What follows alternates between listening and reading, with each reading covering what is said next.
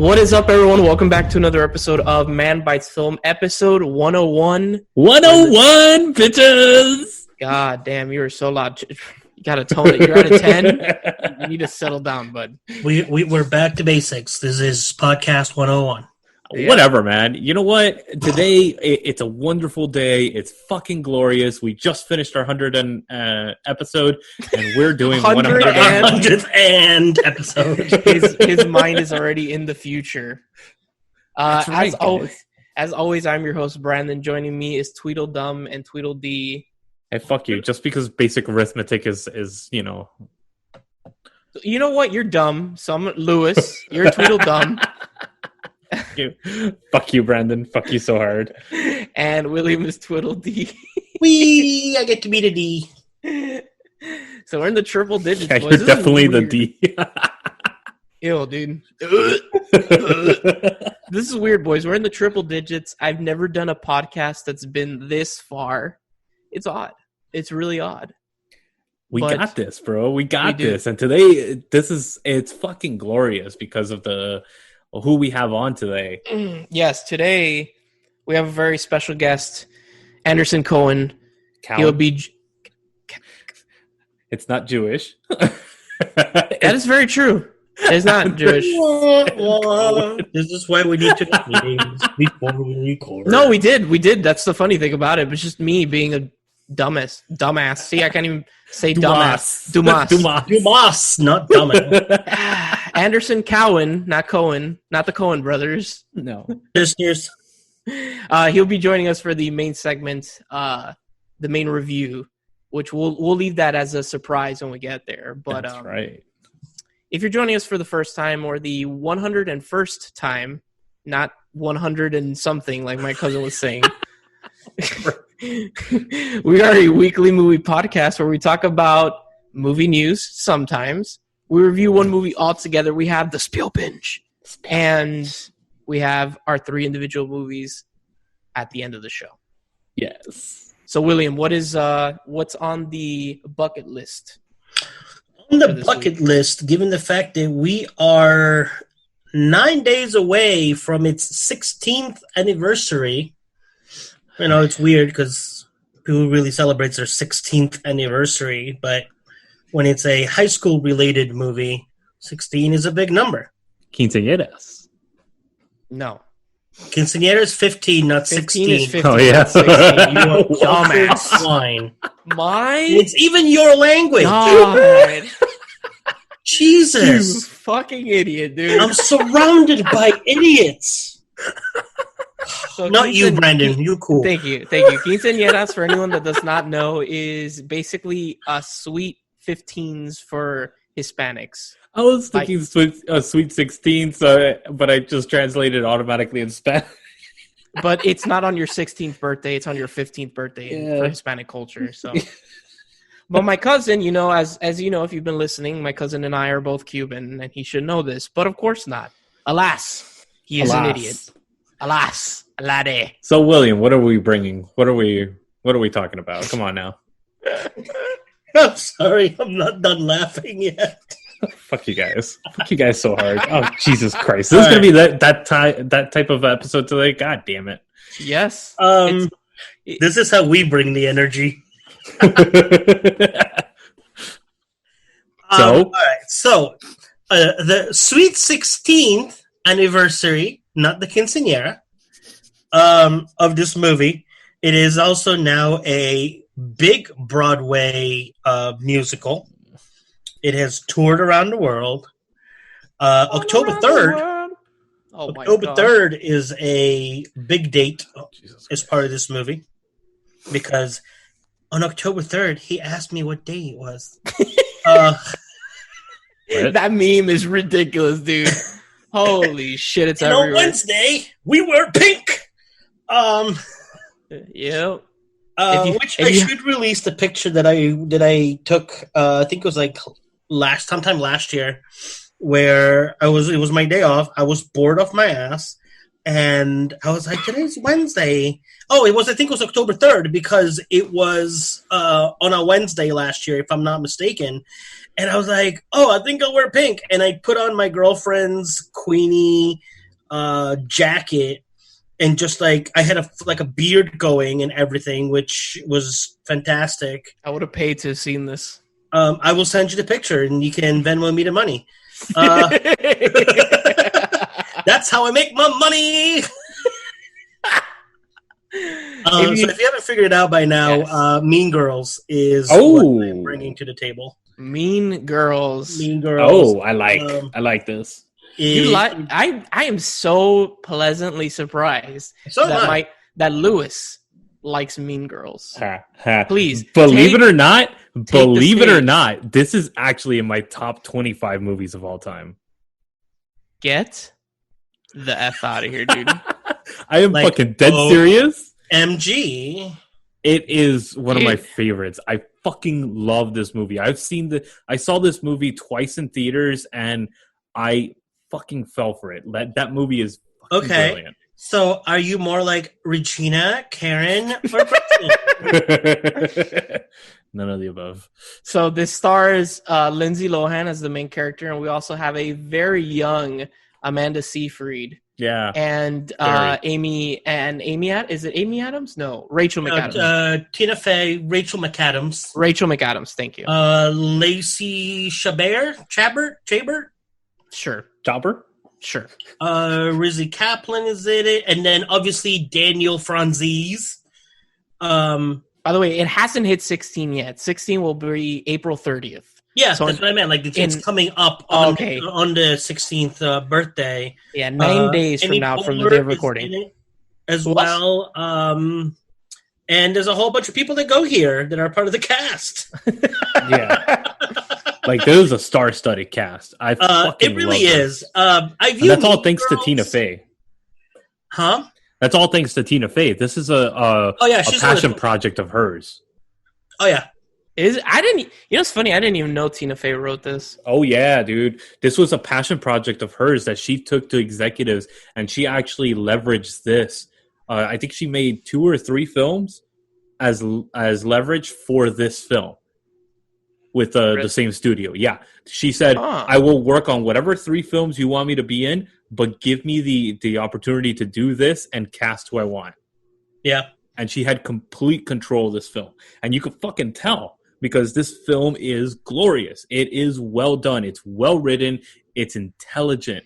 It's funny. It just has everything that you want in a comedy. It's math. I talk about a lot of the art house theater here in Miami, the Gable Cinema, and if there's one showing that I regret not going to, and I don't remember why I didn't go to, was Mean Girls.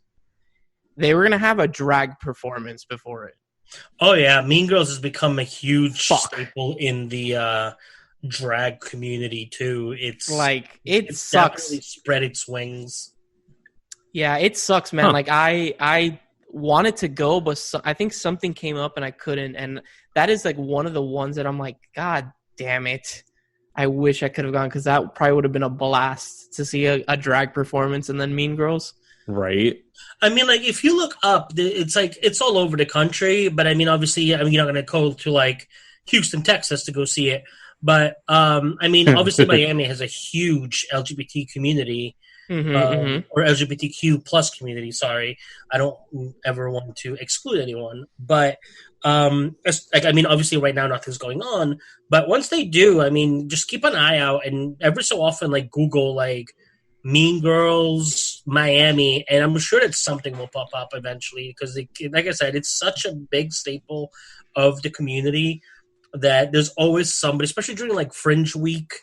There's always something going on. And, if you're going to travel to, like, Lauderdale or maybe go up and do Orlando.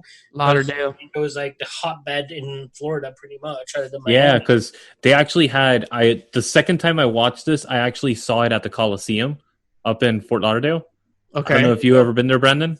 Is that the one that looks like a pyramid? Yes.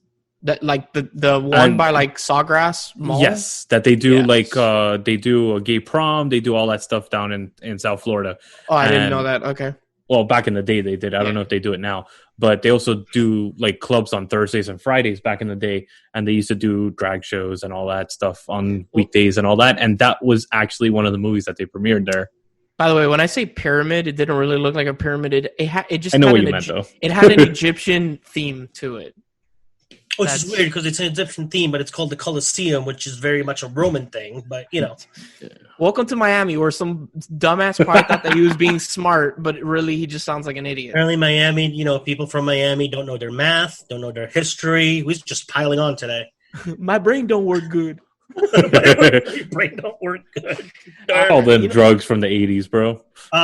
You know what's funny? I'm on the Wikipedia article for Mean Girls, and there is a direct-to-video sequel. Really?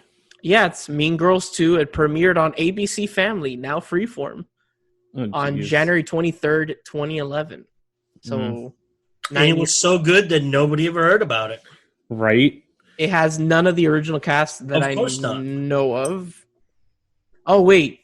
Tim Meadows, the only original cast member to return, reprises his role as Principal Ron Duvall. Don't get me wrong. I love Tim Meadows. He was great when he was on Saturday Night Live. He was great with all the movies that he was in. But I mean, it's a paycheck movie.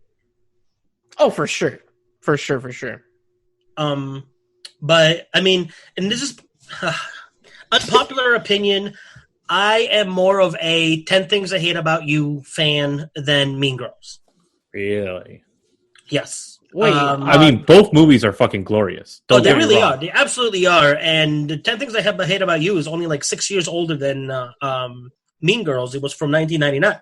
Sorry. By the way, that movie is streaming on Disney Plus if no one has ever seen it. Yes, it is. And I don't know, like, I liked it more. I enjoyed it. Like, Heath Ledger, it was just phenomenal in that movie. And, Julia Stiles. Dude, Little boy Joseph Gordon-Levitt. Dude, yeah. Oh my God, he's a tiny little jit in that movie. Yeah, dude, just everybody in that movie was all-star on that. And this one too. I think that Mean Girls actually has. I think it's going to stand the test of time, like 10 Things I Hate About You did for our generation. This did for a new generation. But I feel like 10 Things I Hate About You is more niche than Mean Girls. I think Mean Girls is more in the limelight per se than 10 Things I Hate About You. Or maybe that's just my opinion. I don't know. I mean, we've gotten one every generation. We had Heathers, you had Clueless in the 90s, and then you had Mean Girls in the 2000s. Man, is Clueless fucking streaming on anything?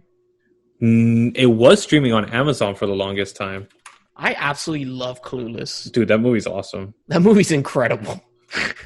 Also, Alicia Silverstone is one of the most beautiful women ever. So, it looks like it's on Vudu, but you gotta pay for it. And I'm looking at it. Amazon Prime $2.99, but it depends on what kind of Amazon Prime you have.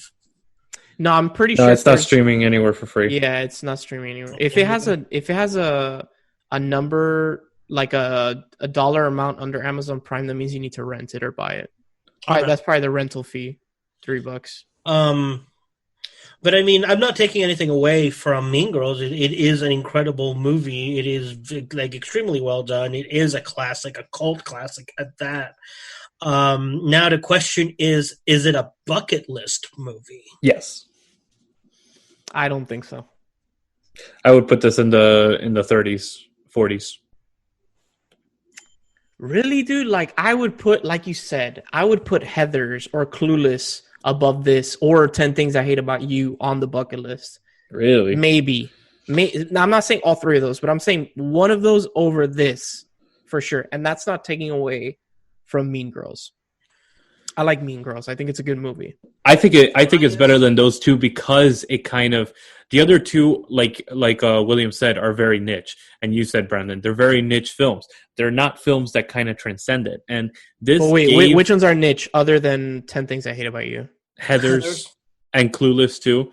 Even Clueless was very niche. Yeah, it was. Yeah, but I feel like the other three kind of like, and they're generational. Mean Girls transcended generations.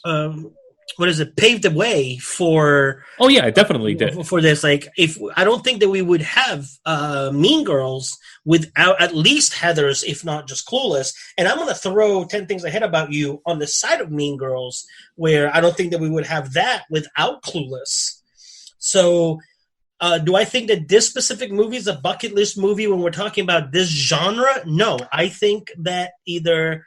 I would say Clueless is the one that belongs in this category. Yeah, I agree. But this one, because of what came afterwards, it elevated those movies. I think this one is the one that put those films on a higher stratosphere. It took it past what these other films could do and couldn't do. I think this film has that not only is it cinematically fucking beautiful, it's well shot.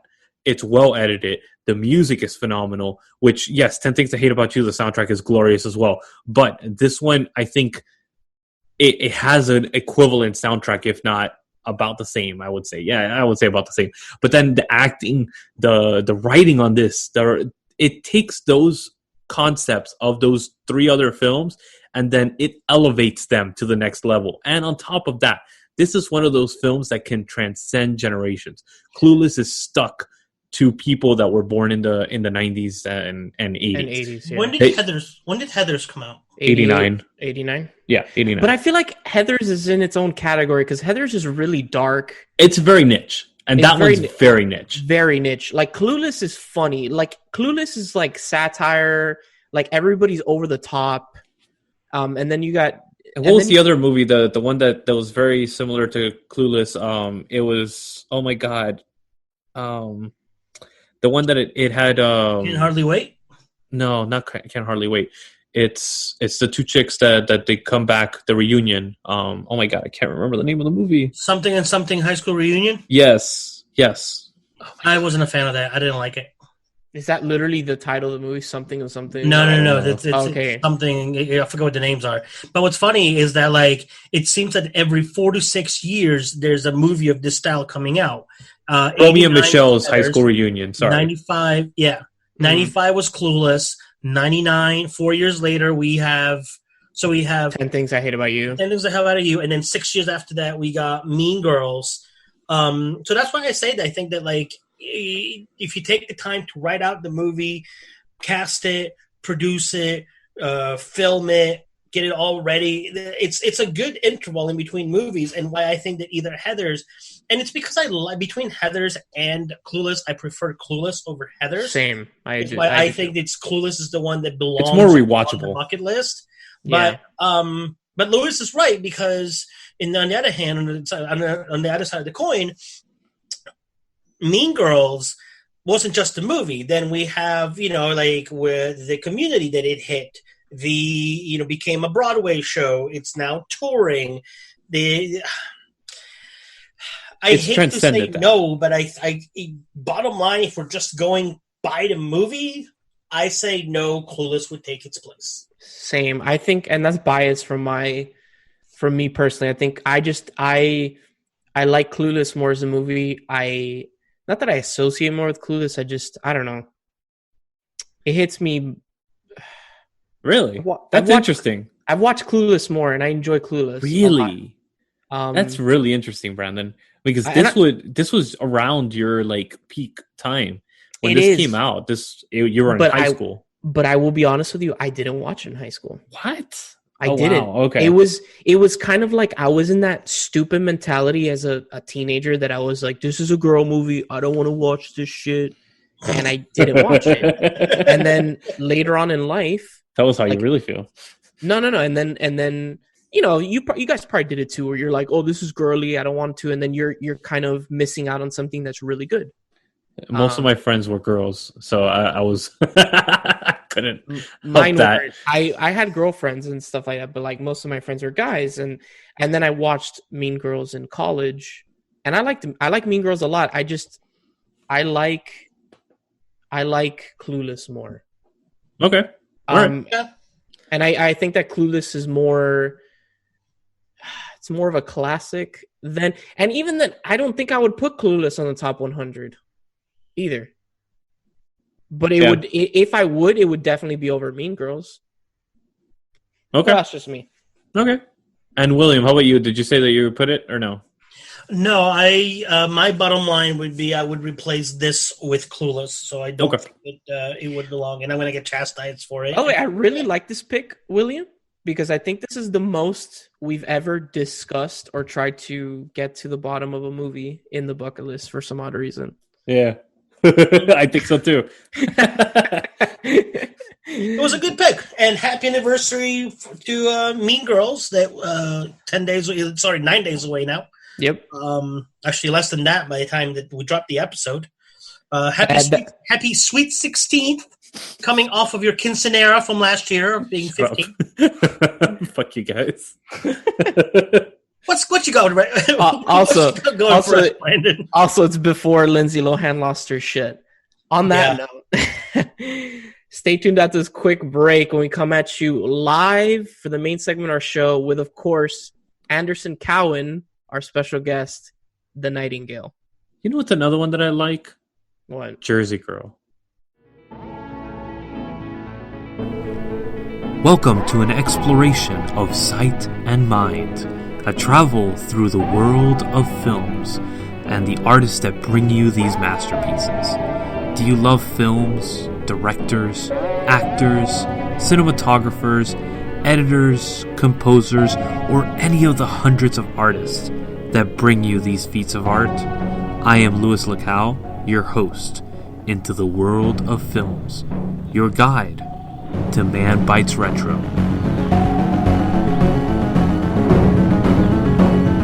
Alright guys, welcome back for the main segment of our show live. As always, we're not really live, but I just like saying that. And today, we have a very, very special guest, Anderson Cowan from, of course, the podcast Film Vault and Cinematics. Thank you very, very much for joining us, man. Hey, thanks for having me on, guys. It's very nice of you to do so. However, you forgot to say the after disaster, which is yes. I'd be lying if I said that's my main bread and butter. That's just a goof off. Lewis brought that up, but I was like, I'm just gonna mention the film one since we're a film podcast. But I appreciate that because I only do a 2-way split with the film podcast, and the after disaster I have to split it 3 ways. So I do try and lead with the moneymakers. There you go. So today we're going to be reviewing Anderson's pick, Nightingale. So you go ahead and do the spiel, my man. Oh no! Oh, boilerplate. Do we cuss on this thing? Oh hell yeah! You can go ahead. Yeah, go ahead. That's offensive. I'm offended. I prefer a clean show. I work clean, fellas. The Nightingale. He didn't read the fine print, did he? I did not. All right, here we go. The Nightingale is a movie that I forced all of you to watch. My apologies, because it is not a tough watch. It does not go down smooth, as they say, more like jagged glass. This is coming from Jennifer Kent. She is the writer and director of not only this, but The Babadook. Of course he does. The Babadook. Most of us film nerds are well familiar with The Babadook, and the fact that they actually sell a book, The Babadook book. I own it. I would not feel comfortable going to sleep. So this is her long-awaited sophomore effort, her follow-up to The Babadook. And The Babadook is a horror film, and that's not really in my lane. However, I did appreciate The Babadook quite a bit, and I was very excited to see what Jennifer Kent was going to bring to us after the success that she had with The Babadook. And what she brought to us was a movie called The Nightingale.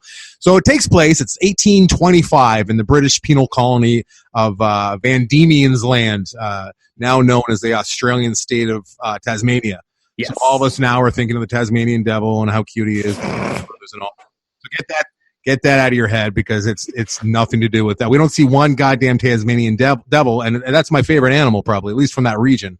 So I was annoyed but you see by the dead wallaby. That kind of screwed with me a little bit. You see a dead wallaby. You know what's funny? For a second in that scene, I thought it was a rabbit. I was like, that's a really big ass rabbit. Jackrabbit. Yeah, big ass. I liked how Billy, we'll get to Billy in a second, but I liked how he did a little prayer over the dead wallaby, a little thank you. Very different from our farmers of today where it's like, come here, cow. There's no little prayer over the cow. So this movie, The Nightingale, takes place during the period of Australia's infamous Black War, which I was not familiar with. So Neither was I. After us Americans, who I've already alluded to, as being a little dumb, came over to the United States and said, "Hey, Indian, get the fuck out of here." And then had slaves, and we were just horrible, horrible white people. Turns out that the Australian or the British colonists didn't learn shit from our evil ways, because this is 1825, right? Yeah. So like we were already starting to clean up our act, and they're like, "Let's go do it in Tasmania," and they like were as bad, if not worse, than we were, according to Jennifer Kent and what she shows us with this movie. So. And it makes you feel it, dude. It really makes you feel. They are horrible, horrible people. Oh, yeah, it's a vengeance movie, and a good vengeance movie will earn it, and it will get the audience to really, really want the taste of blood before the movie's over. And I think that she did a bang up job. And you know what? At times, I don't know about you guys, but I was thinking, all right. She might be going a little too far. Like, I don't know if they're this bad. From the research that I've done since watching this movie, I think she might have actually held up a little bit with the shit that went on in this part of the world at this time. You hear the things about the Philippines and everything, about the British colonies in the Philippines, and it is as bad, if not worse, than what this movie portrays. It's fucking nuts. So it's the indigenous people who they called Aborigines back in the day. It's those people and women in general who took the brunt of the abuse. And as we already alluded to, it was called the Black War, which it wasn't really a fair war, because all these white dudes come in with guns and just start blowing them away, kind of like the buffalo out here, right? And then it was a penal system too. It was a penal colony. So they had a bunch of really horrible, like, murderers and rapist dudes. And the British, in their infinite wisdom, they're like, you know what? There's too many dudes over there. Let's even the score a little bit by sending some of our lesser offending females over there, so that there's some chicks in the mix as well. Well, the poor women that were sent over there for like petty crimes, like thievery and like adultery, perhaps. Like, it was 8 men for every single female over there, and they were horrible, wretched dudes. So imagine that. And this movie makes you feel that, like, the 100%, like, that moment, that very opening moment that happens, that's kind of the catalyst of this whole film. It makes you feel like what this woman is going through. It's fucking, oh my God, it brings you to tears, honestly. I've never seen anything like that other than, like, Irreversible, that moment in the tunnel sequence that it really... Oh, nothing is as bad as Irreversible, please. No, Irreversible, yeah. Irreversible still takes the cake, but there was no babies involved with Irreversible, right? Yes. Yeah. Yes, there were no babies. I did not expect to see that in this movie. As soon as What's His Fuck walked in there, I was like, oh no. It was the evil general dude, the British guy. You know what? Yeah. He was such a handsome guy. I had a hard time hating him. As horrible as he was, I feel like he could have been cast even more reprehensible, right? Yeah. I mean, like, I agree. I personally had no problem hating him, because he reminded me of like that bully in high school that like is smiling to the teachers, but when the teacher's not looking, he's doing whatever the hell he wants, and he's like just creating havoc on everybody. And the moment I saw him, I'm like, I'm going to hate him, and he's going to do stuff that's going to make me hate him, kind of like Game of Thrones kind of level of hate, where I'm like, I cannot wait for this guy to die. And he did it perfectly.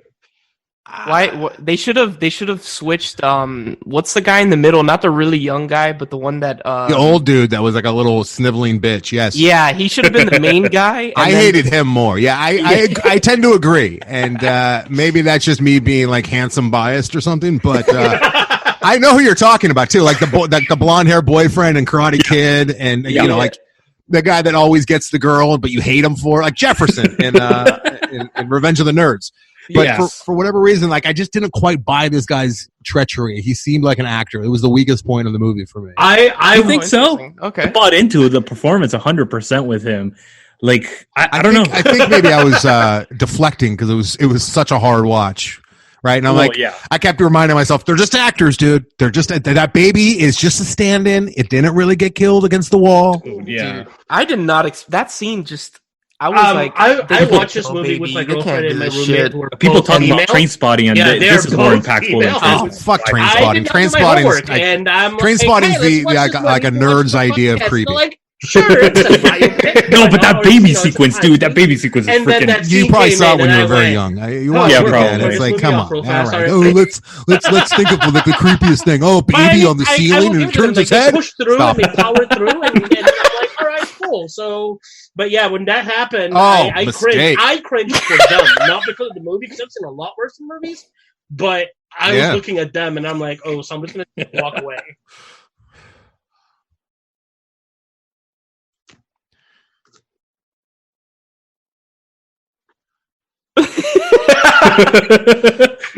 Yeah, there's.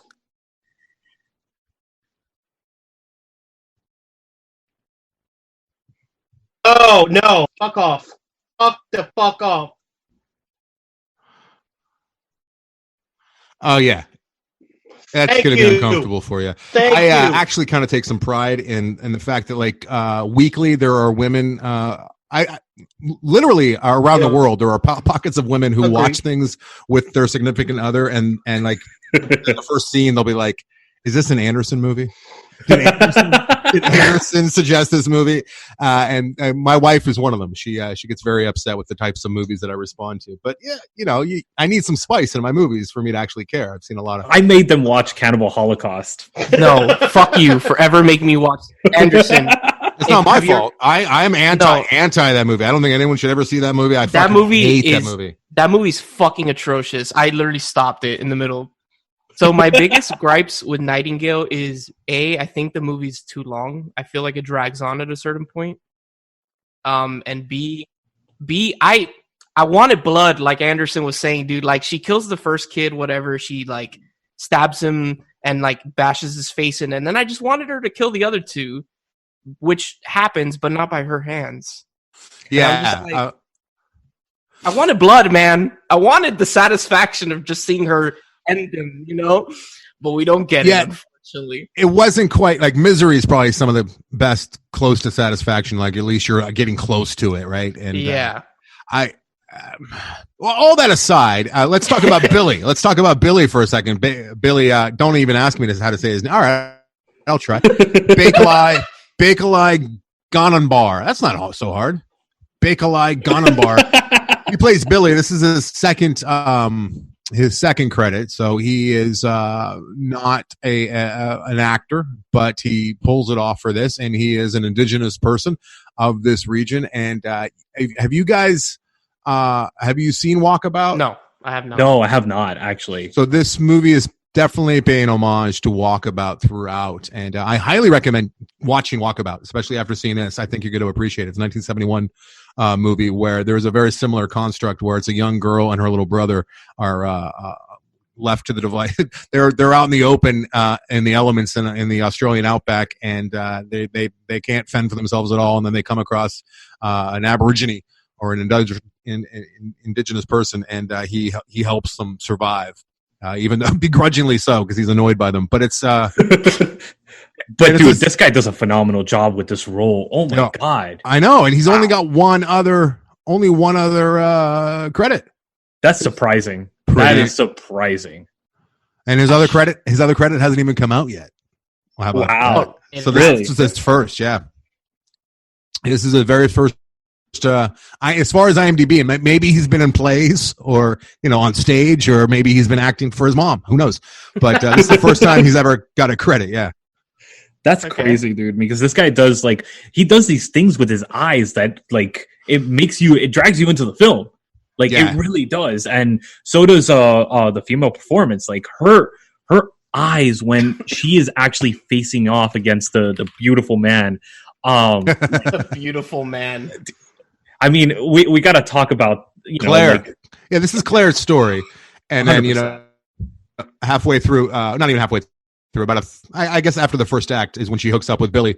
When I say hooked up, I mean like she demands that he show her the way, and they're an odd couple for sure. It becomes a road movie at times. It becomes an odd couple movie at times. There's actually some humor in there, which I really appreciated. And when you talk about his eyes and what he was doing with them, a lot of it had to do with him rolling his eyes at her whiteness and her entitlement, which was great. He was almost like a teenager who was like hanging out with his like mom, and he didn't want to hang out with her. There was almost that kind of kind of dynamic between the two of them. Even with the disappearing act and everything, how he randomly disappeared when there was trouble. I love that. That's awesome. Do you guys? So he was a tracker too, right? Like, yeah. Do you buy that they could actually be that good at tracking? He's like, there's 5 men. One of them is 120 pounds. One of them has a horse. I don't know if I buy that. I don't know. I bought it. I mean, like it goes back to like the times of like our Native Americans here as well. Like a lot of them were good at tracking and whatnot, to the point where they knew the weight of the person. I don't know, but I mean, it's not unknown. So I mean, like if it was true, great. If not, he did such a good job doing it that I did. It was pretty specific. I'm like, this guy's capable of doing it. I feel like you could like figure out that there's multiple people, but like their weight and how like to the T how many people there are. I sincerely doubt it. I think that's a bit ridiculous. But imagine everybody has a different shoe size, everybody has a different weight, so the impression that it leaves, it's gonna be different. I've tried. Like I'm pretty lazy though, but like I've been out in the and you know I've been a camp counselor, and I'm like, these trackers are so good, it's so impressive. So like I'll be like walking behind the pack, and I'll just see a mess on the ground. I'm like, yeah, it's just a mess. I can't tell. I can't tell anything. And this guy's like, one of them likes jam with his toast. Like, how would you know that? I did like those scenes where she would like get into trouble with people, and she's like, "Why weren't you there?" And he's like, "You didn't ask me to like save you. Like that's not part of my contract with you right now. You gotta pay me for that." That was like Aladdin with the genie, where he's like, "You didn't make a wish, so oh well." This is one of my favorite Odd Couple movies in recent memory, and that's what it is for a lot of the movie. And it's, and beyond, it makes you feel uncomfortable. It makes you feel so uncomfortable. What, with the Odd Couple? No, just the movie itself. The movie itself, especially like, you know, the build up to the revenge, for sure. That's hard. It's hard to swallow, especially if you're watching with a couple female roommates. I mean, I don't understand why you're doing that. But the Odd Couple that it becomes, in the road movie that it becomes, is glorious in itself. Like it would have worked if they were just like, you know, looking for gold or something. If those two were just out, you know, they weren't seeking revenge. If they were just seeking some other ends to a mean, I think I would have liked to seen those two not getting along, but then ultimately getting along. I love the two of them together. We haven't even said her name. Aisling Francisosa, something like that. Yes, close enough. Close enough. We'll stick with that, because that's Franciosi. She's I guess she was in Game of Thrones, which I've seen all of it, but I don't remember. She's one of the Lannisters. No, she's one of the Starks early on. Okay, I'll take it. She's Lyanna Stark. Lyanna. Oh, she's spoilers. Fucking John's mom. Okay, I don't know who that is, but okay. Right? Isn't he the dude that like can't walk? No, that's Bran. I don't know. John is. Is he the headless one? Yeah, we're getting there. I watched that entire show with my wife, and I still have no idea like who's who or what's going on. John is the pretty boy that goes to the night. Oh, Jon Snow. Yes. Nothing. Yeah, you know nothing, Jon Snow. So going back, what did you? Since I didn't like the pacing of the film or the length. More so the length. Did you have a problem with how long the film was? No, I forgive movies like this that are period pieces, and they're kind of a walk a mile in my shoes. Like I don't need it to be action and punchy. I want to suffer with the protagonist a little bit. I want to see the boring and tedious tasks that entailed the story. I mean, they were out there in essentially in the forest for, you know, days on end tracking these assholes, and I was feeling fatigue with them, and I can appreciate that. I just every time, like, oh, when are we gonna catch up to them? Tomorrow. And it's like, just say tomorrow every day, Billy. When are we getting But there? I like this movie that much that I didn't want them to catch up and end it. I wanted to watch them hang out in the wilderness some more, you know? So I was happy that they weren't making. And I did like how he was kind of like, hey, what are you going to do? I mean, I said tomorrow. I thought it was going to be tomorrow, but it's not. We're not crossing that river, bitch. We can't go across that river. It's where are you going? Why are you going across? Fuck, we're going across the river. And look what happens. How did no one die? It's right? like, Yeah, like while shooting this thing, it feels like one of those things where they took some big risks that they wouldn't take if they were shooting it in the Pacific Northwest out here. You know? Yeah, right. My biggest thing in the film is when they get to what's the name of the town at the end? Lawston is a lot. Yeah, let's go with that. We'll go with that. That entire sequence when like Billy has a gun, like this is an Aborigine in the middle of this town that is just predominantly, basically all white or all Australian. It's just odd that everybody in the town's like, yeah, there's this black guy rocking around with like a gun in his hand. I think it was a little bit more like Philadelphia was back in, just before the Civil War, where like I think that they treated people with more reverence. I could be just making shit up, but that's what I was thinking when he was in there. Like, oh, okay, like they're not quite as savage as they are on the front lines. It's also it makes you buy into that right before that scene with the family, the older couple that takes them in. It's like they allowed them in and they made him sit. They made Billy sit at the table instead of like a savage on the floor. That was a moving scene. I don't know if that affected. Yeah, the wife was pissed. The wife was like, I don't like this. I don't like this at all. But I teared up a little bit with that. Yeah. Yeah. It was like misogyny actually worked there. It was like, yes, good. It was like, are we going to go with misogyny or are we going to go with racism? Oh, look, misogyny is trumping racism. Cool. Pun intended. Oh my God. But no, I love Claire's scene, that whole sequence where she actually finds the captain finally and she faces off against him. And she tears up and breaks down, dude. That is the epitome of what would happen if this woman that suffered this horrible carnage by this man and actually faced off against him. This is what would happen to her.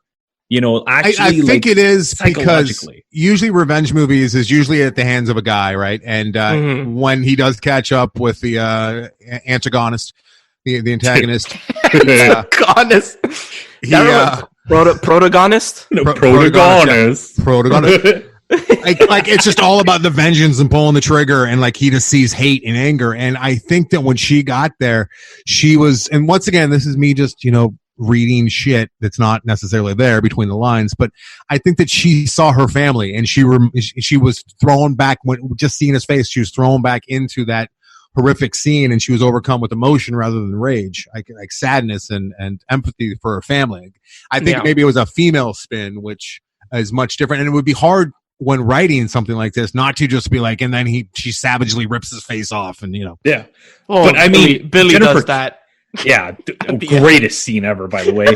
But Jennifer Kent does that with even the Babadook. That whole psychological aspect of the Babadook is fucking incredible. Speaking of psychological, clinical psychologists had to be brought on to the set of this one in order to help the actors deal with filming the more brutal, traumatic scenes. I doubt Gaspar Noé did that for Monica Bellucci in Irreversible. Did you guys sorry, completely off the topic, but have you ever read about that and how that went down? And with the talking about Irreversible now and the infamous rape scene, that tunnel, by the way, in Paris has been closed down. It doesn't exist anymore. Which was it directly related to the movie, or was it just I don't think so. Else? I don't think so. But I realized after I started telling the story, it's not the greatest story to tell. But I spent the first 8 hours in Paris that I've ever been in Paris. As soon as I got there, I was just looking for that tunnel, and was very sad to learn from the locals that it was closed down. But they Monica Bellucci and what was he called? He was called the tinea. The tinea, yeah. The tapeworm. They had to do tapeworm. Eight takes, and in between takes, he was a real gentleman, and he was really nice to her, and he was talking about his kids and asking her about her kids. They were having some nice rapport in between those horrific scenes. Which I don't know how to take that. I can't even imagine that. It's I'm going to be nice to you right between the takes where I'm supposed to attack you and rape you, and it's and now I'm would you like some tea? I'm going to go out get something. Yeah, I'm surprised that they're allowed to have contact. A lot of directors would have kept them apart. So it was surprising, but that's what I read in an interview with her. Damn, that's crazy. I can't even imagine that. That is one of the few films in my life, I think, next to Cannibal Holocaust Cannibal Holocaust I turned off, and I will never ever watch that movie ever again. Fuck you, Lewis, for making me watch that. But Did you see that? Did you see the one where like it had warnings? Yeah. As the bad scenes were coming. Yeah.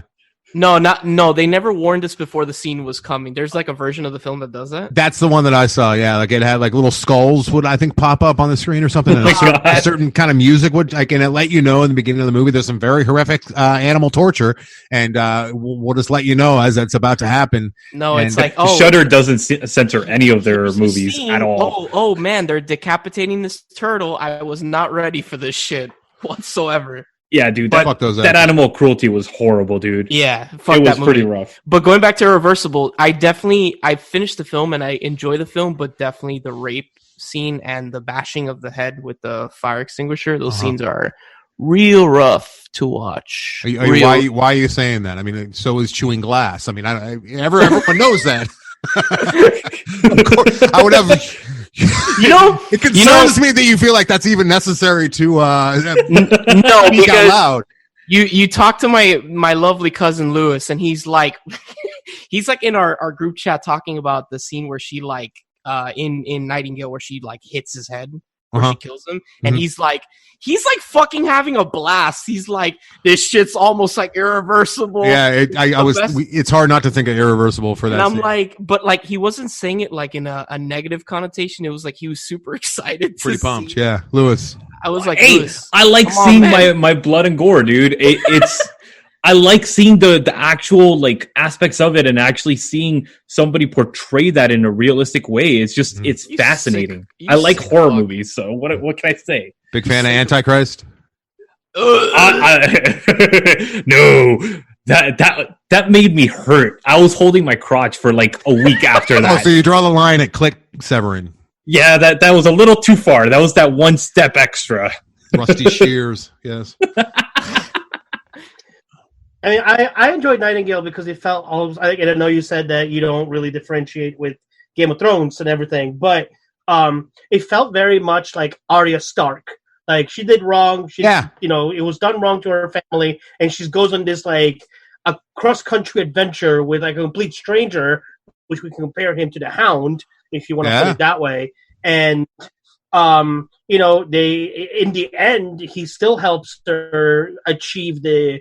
And she gets her revenge the way that she wants to get her revenge, which in this case, it's not actually killing him, but stopping him from getting that dream position that he wanted to get. And she's like, no, you destroyed my family. I'm going to destroy your career. And that's her revenge. And she breaks down. But I like to see like those kind of like connections to Game of Thrones where it's like, all right, when does the meat pie come where she kills him and, bakes it to him? But that's what I really enjoyed about Nightingale. Was just like it was very well shot. It just like Branden, I thought it felt like it went a little too long, but overall it was an enjoyable movie. Enjoyable is not really the word, though, right? Yes. Well, like not like enjoyable, like hey, let's all get together and watch in a group. But it wasn't, it wasn't Holocaust. It wasn't. How about this? Holocaust, it was really well crafted too. Go ahead. Yeah. How about this? I am happy, quote unquote happy, that I watched this movie. I enjoyed the film, but I don't think I'll ever watch it again. But it was nice to experience it once. Will you recommend? Yeah, I recommend this film, but I don't think I'd ever watch this movie again. I think it's cathartic too, for especially with what's going on today and today's current climate and all that shit. with the Me Too movement, like this is like a microcosm of the Me Too movement, and it's. Where, but this is the guy that deserves to be, get the comeuppance gets the comeuppance, and. But I don't think it was pandering the way that a lot of. Oh no! I think that Jennifer Kent would have made this regardless, but I think she probably got more of a green light because of. Oh yeah, for sure. But this is the type of shit that I want to see. Like I want to see female empowerment done right. This is like, fucking female empowerment done right. This was like the hardcore version of. What's the Fox News airs movie that just came out that I can't remember? Bombshell. Damn it. What was it? Bombshell. Bombshell. Yeah, this is Bombshell. This is like the hardcore version of Bombshell. Yeah. Like I would recommend it, but I would definitely recommend it with a warning. Yeah. Don't watch it with a girlfriend and roommate. Yeah, don't watch it right. But, I was given no warning. I was just told we're watching Nightingale, which would be like, all right. Who's to blame for that? Is that Lewis? Yeah, that's all my fault. Who else? I actually recommended this to my wife, who has a weak stomach, and she says this is an Anderson movie. I don't like this movie. Like, she rarely watches movies that I choose. But I said, I don't want to watch it again, and I don't want to watch it with you, because then I'm just going to feel horrible and guilty for being a white male while you're. But I think that you would like it. There's just some shit you're going to have to look away. Yeah. All right. Oh, my girlfriend loved it. So, fiance, sorry. Congrats. Congrats. Oh, thanks, man. But yeah. But yeah, dude, she was the same way. Like, she had to turn away in some scenes because she has kids and everything. So it's the same thing. It's like that. Yeah, when you watch it with our kids, did you? No. Oh, okay. Dude. Well, I mean, they should see how good they have it. Yeah, Anderson, did you bring your 3-year-old kid to watch the film with you? The Nightingale?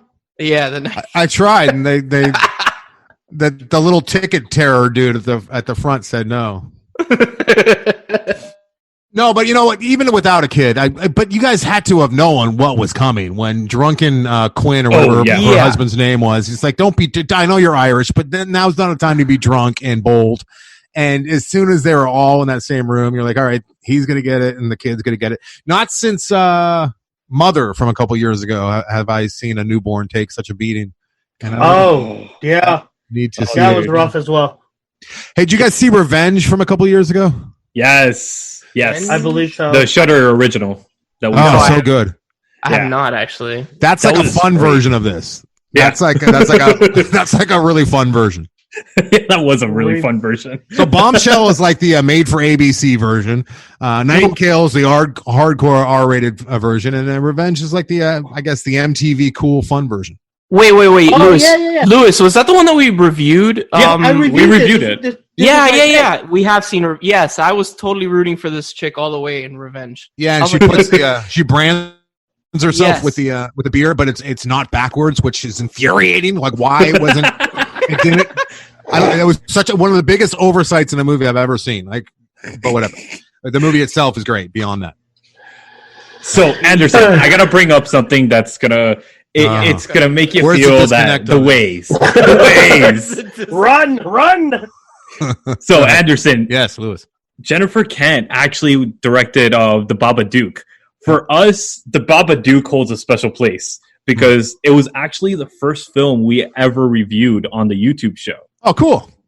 And you were the inspiration, 100%. Not Brian. Fuck bold Brian. You were the inspiration to start the podcast, honestly. Oh, like, cool. You're like, if that fucking guy can do it, anybody can do it. Oh, thanks a lot. No, if dude, it was just like, Brian, it's way too intimidating because he's such a professional. But when we heard you on it, not able to pronounce what's her name, Aisling Francesiso. Like, I could do that. I could mispronounce actors' names. No, dude, but honestly, man, like 100%, dude, you like inspired us to get this thing rolling and all that stuff. And we even did the Babadook as our 100th episode for the YouTube show. Oh, cool. Thanks, Lewis. That's not the Babadook. You're saying it wrong. You got to say the Babadook. The Babadook.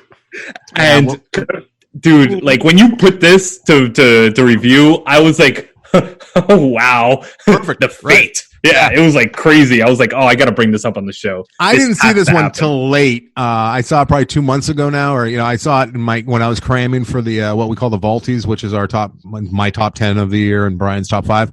And this ended up being my third favorite movie of 2019. I liked it that much. So yeah, can I ask what your favorite one was? It's so boring this year, and I can't help it. I can't fucking help my taste, and it annoys me sometimes, and I want to lie. But last year, my favorite 2 years ago, it was "Won't You Be My Neighbor," the documentary about Fred Rogers, which I never thought would be even sniffing my top 20. But it was my favorite movie of that year. And then last year was Once Upon a Time in Hollywood. There's nothing I could do about it. I love that goddamn movie. It's one of my favorite movies of the decade. I absolutely love it. It's just a boring choice. Boring. It's not boring. It was a good movie. Dolesville. We all have our reasons and our ways why we have a favorite movie of the year, and some of us like cinema, otherwise some of us like Marvel. So there's difference. That's not cinema. That's not cinema. Hey, oh, you really want to get this started? You know that douchey thing about like when people go, and I've done them myself, where people go to like a dog pound to pick a dog, and like, the dog, I didn't pick the dog, the dog picked me. That's how movies are. Like I can't help what I respond to, and I sometimes I'm really embarrassed. Like Birds of Prey, I was embarrassed that I liked that, but I love that movie. It's very good. I liked it. I liked it too. Like I'm not gonna. Sonic is actually an enjoyable video game. No. Enjoyable, not like a great, not the best. I draw a line. Enjoyable. What about the cartoon dog movie, the Call of the Wild? Oh my God! I have not seen that yet. I refuse to. No. Book is so good. The book is so good, and it's such a shame that they animated that dog's face the way they did. I haven't seen the movie. I've just seen the trailer, but it's awful. It's atrocious, dude. It's atrocious. Oh my God, that trailer. It would work like in Beethoven 9, right? But not for a movie that good.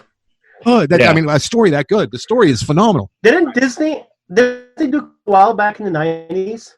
They did. It was a straight-to-TV movie, yeah. That was good. I enjoyed that version.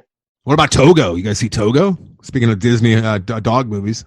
I haven't seen Togo, actually. I've seen Togo. I enjoyed it. Yeah, it turns out, who knew? Balto was like stealing valor all these years, that fucking prick. Balto was a bitch. Balto did shit. Balto did nothing, and he's got like a statue, and poor Togo's the one that did it all. Yeah. That's insane. You still there? My internet keeps warning me that it's weak. Weak signal, it keeps saying. No, yeah, we're here. Okay, cool. So wait, have you watched Sonic, Anderson? No. Are you going to watch Sonic? No, I'm not that hard up. I mean, come on. Damn. Come on, man. I'll wait for it to come out on DVD and maybe. I love hockey so much that like during the lockout a few years ago, when there was no hockey for the entire season, like I found myself at the local ice rink watching beer league hockey because I just missed it so much. But I can't imagine a world where like Sonic is an option. A part of me, I'm really happy, coming from a fan of like video games. I'm really happy that they redesigned Sonic to make him look as he looks now. Like more in line with the games. But a part of me really wants them to release a version of the film where his original design is in it. Have you seen the original design? I've never played the game. I never played the Okay, well, look, like Google in your spare time, like Sonic, like movie original design. He is absolutely fucking terrifying. It's like cool. Cat's quality. Yeah, like he has teeth and shit, and it's really horrible. weird, man. Wait, is this the original one that they did already, or? No. So I don't know. I'm not all up to speed on my Sonic knowledge.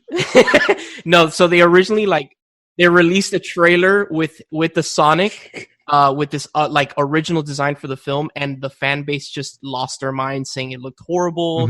He looked way too like anthropomorphic. It was too like lifelike. Right. And then they redesigned him to look more in line with how he looks in the video games.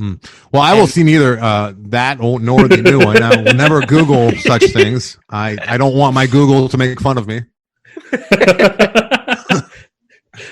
Yeah, no, but what rating wise, what would you guys give this? This episode, I'd give it a 1 star. Damn. Never coming back. It's our usual train wreck. It's all good. I was because of me, guys. Because of me. All right. No, never. So humble. You're so humble, Anderson. It's like that song, that Lonely Island song. So what would you give it, Anderson? Out of 5 stars. Sure, whatever you want to rate it. 5. This is a 4.5 star movie for me. I love it that much, and it unfortunately doesn't have the rewatchability because of how hard it is to watch. But if it did, if we could get past that, and we weren't all like sociopaths like Lewis, and we could actually just turn a blind eye to like the really horrific stuff. I think this movie has lasting power, has legs because of their relationship, and I think there's some one-liners that we probably missed in there just because of all the chaos. It was a really warm movie for how awful it was at times. Okay. When it wasn't super cold, it was really warm between the two of them, and it brought tears to my eyes when the misogynist husband told his wife to pipe down and had the black man sit at the table. Brought tears. That was great, dude. That sequence was great. I would give this a 9 out of 10, honestly. 9 out of 10? That's 4.5 stars. That's the same as me. Yep. I liked it more than the Babadook. Really? Oh, No. I'm not a horror guy. I'm not a horror guy. You're not a horror guy. All right. And that's where we lost Anderson. And that's where we lost Anderson. Nothing is better than Babadook. Trust me, I scream at the what do you call it, the car radio constantly when I'm listening to the Film Vault. I'm like, no, what? How can you? Yeah, I do that. I would imagine. Hey, as long as I'm getting reactions out of people, I'm doing my job. Yeah, you are. Constantly. I give it a good 9 out of 10. Like I said, storyline was enjoyable. Yes, it was a little bit long, but it makes up for it. That scene where she stands up and just basically like tears him apart in front of everybody makes up for the length of it. So a good 9 out of 10 for me. Okay. I'll give it an 8.5. No, not bad. 8.5. We're there. I think it's a really harsh movie. Should you watch it? Definitely go ahead. And I agree with Anderson. There are very warm moments. Like, I like her relationship with Billy as it progresses through the film.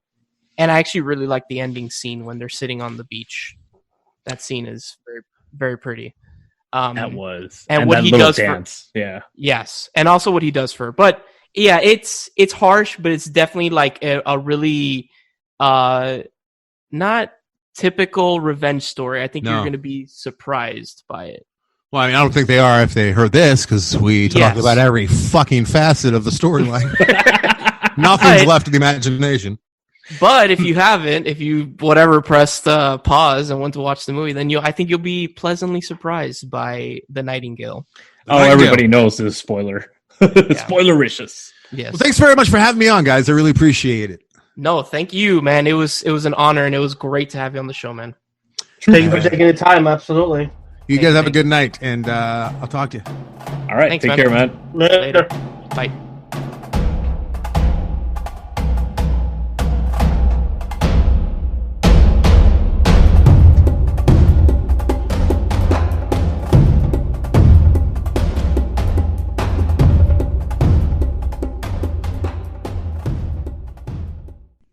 Oh, what's today's spill bench?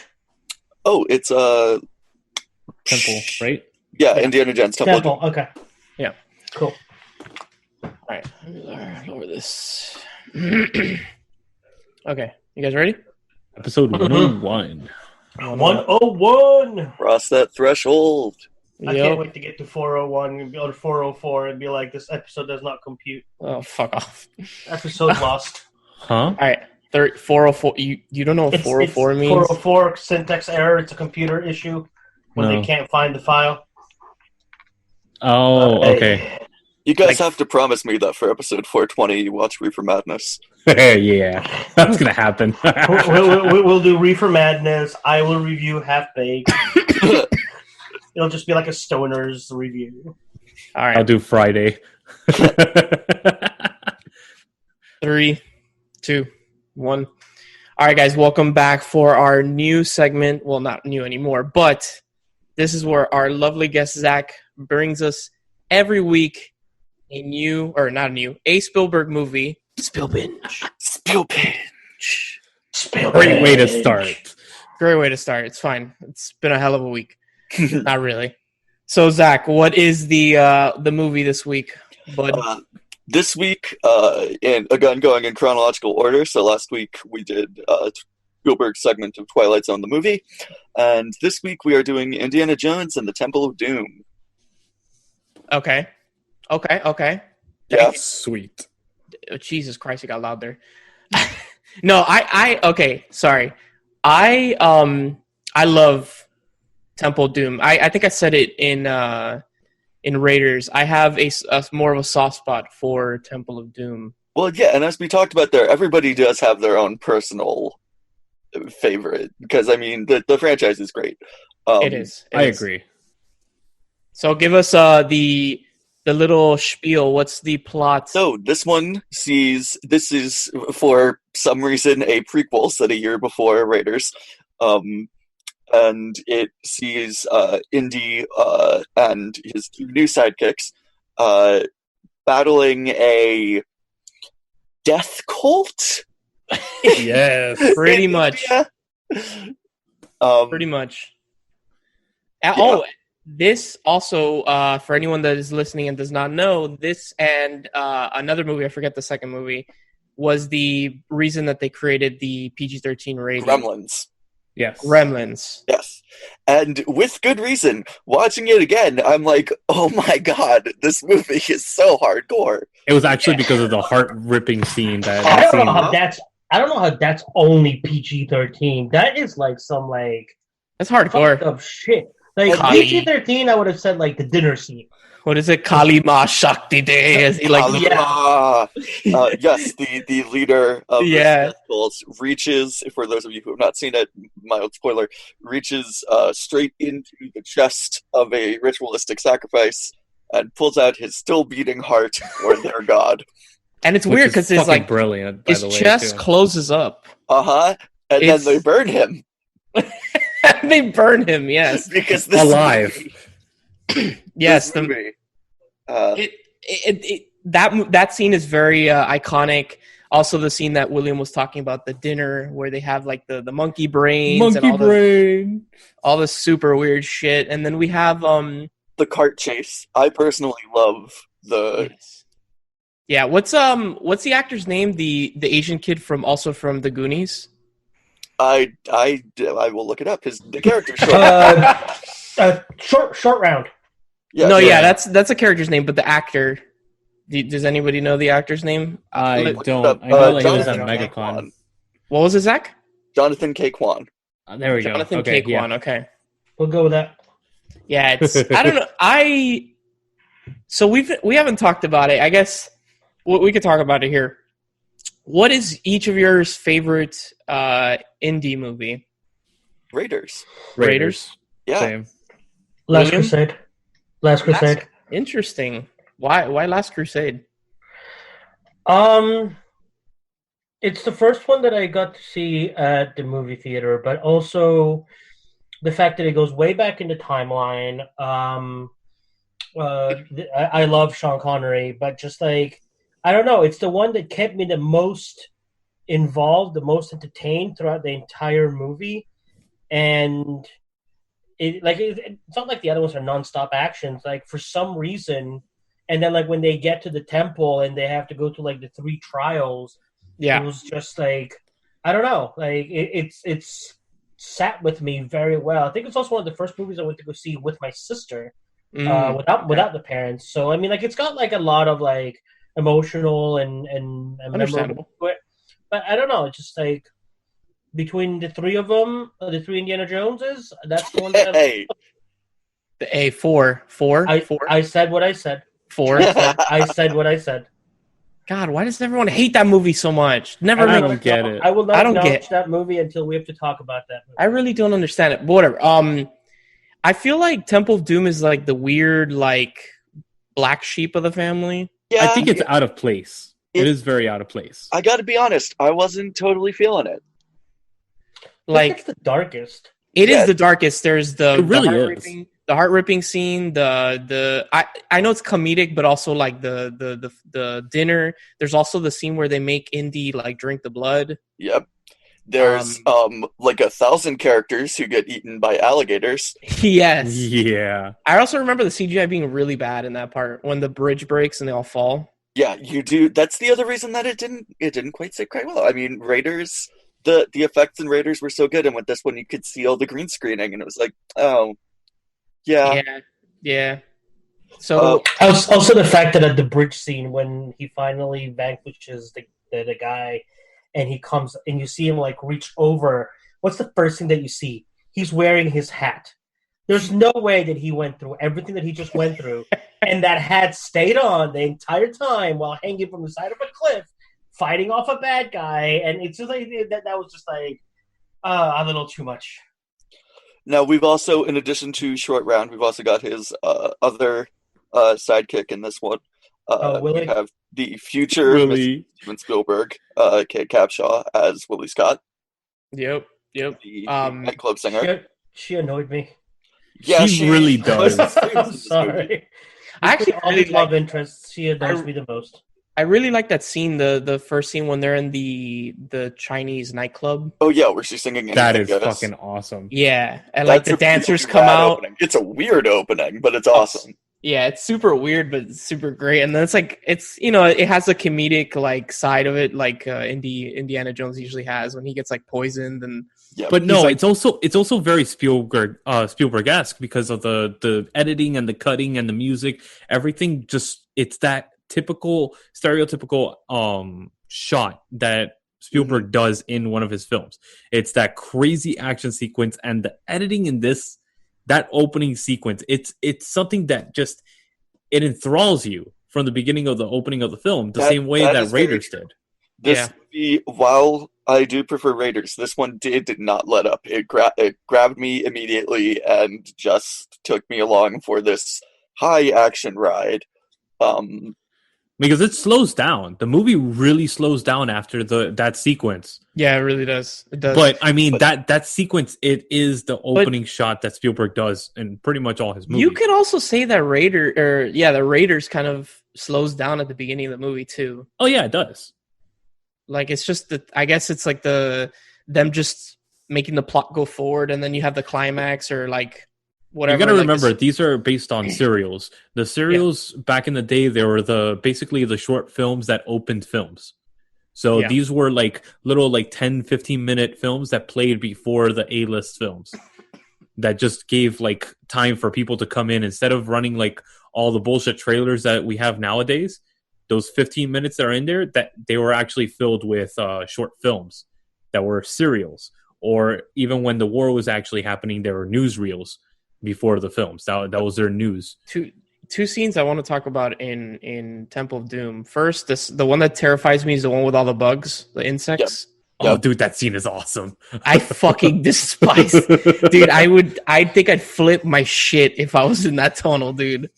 Second, you would be Willie, where it's like she turns her hand, and she's got like that millipede or centipede, whatever. Yeah, exactly. Oh, dude, and that is creepy as fuck. I would lose my shit too. Second of all, it's a scene that I also really like. It's the scene where both of them want to go to each other's rooms, but I love that sequence. That is one of them does not want to like give in. Neither of them wants to give in. It's just this bullshit. It's.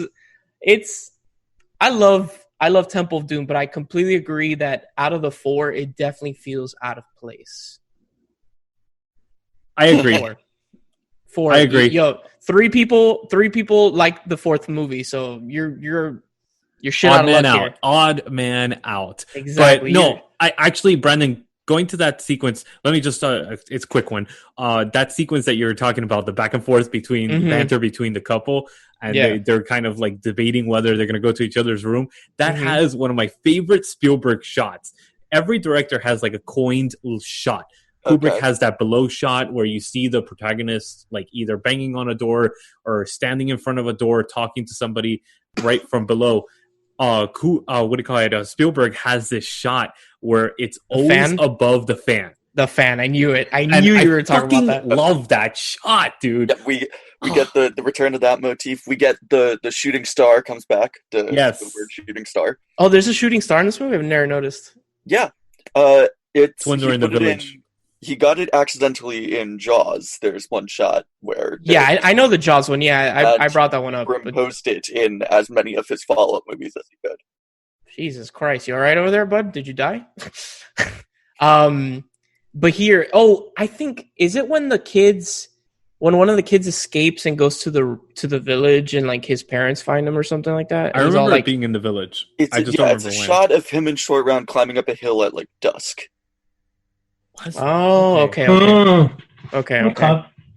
So I guess did you guys know that I found this out when I was doing a little bit of research on the first indie movie, the part where they're in the minecarts, that was actually built and was supposed to be in Raiders. Oh, but damn. that scene got cut. But it was really good. Spielberg really liked it. So when they made the second one, and he realized there was room for it, and it went well with the motif of the movie and where they were, they redid it, obviously with Short Round and Willie and Indy, and it made it into the second movie. But it was originally supposed to be in the first one. I really wanted that to be a roller probably my coaster. favorite scene. What the minecart sequence? Yeah. Oh my god, that would be a perfect roller coaster. Yeah, right. Watching that, it was just like, how is this not a ride at Universal? Right. They have it at Disney World. Do they really? It's called the Seven. Well, it's not Indiana Jones, but it's the Seven Dwarfs minecart. Oh, but it's not as good. Well, I mean, like it's that thing is boring as hell. Neck breaking, but like it moves independent of the actual neck breaking. It's not neck breaking, dude. It's slow as hell. It's like freaking walking through molasses. It's like, there's not a wall of water chasing you as you're going down this mine shaft. We've also got in this movie, we've got another brilliant score by my boy Jeezy Weezy. Yeah. Jeez, wait, hold on. Whoa. Your boy who? I mean, one more time.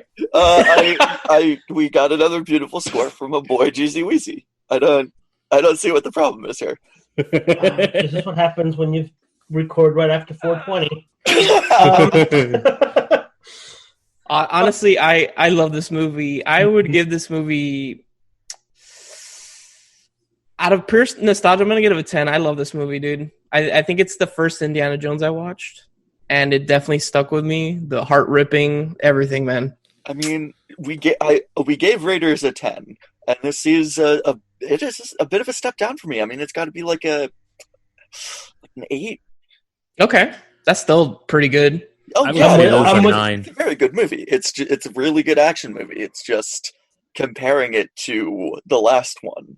Yeah.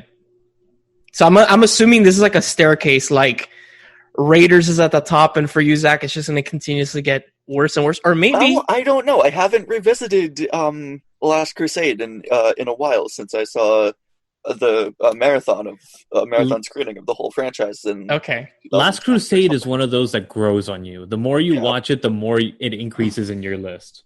Yeah. I'll tell you that, because when I first watched it, I hated it. Like, straight up hated it. You hate everything, though. No. But I hated that one, and I also hated the Back to the Future, the third one. And then the more I saw both of those films, the more I appreciated them. And now, honestly, those two films, I can't imagine not being part of the franchise. Well, I mean, Back to the Future, like the third installment of Back to the Future, I will say it's probably the weakest of the 3. Oh, for sure. It's the weakest of the Future, but it's still really solid. Like, it's good. It's just like, I don't know, it gets repetitive because it's pretty much like, it's the same formula, just repeated with, literally redressed and repeated. Oh, but come on, that end sequence is fucking brilliant in Back to the Future. Yeah. Oh, the train scene, like the train locomotive, the time machine. I love how this went from Temple of Doom to Back to the Future Part 3. Lewis, what do you give Temple of Doom? Oh, it's a 9, 100%. 9? Okay. And William? I'm going to go with Zach on this one and give it about an 8. Yeah, respect.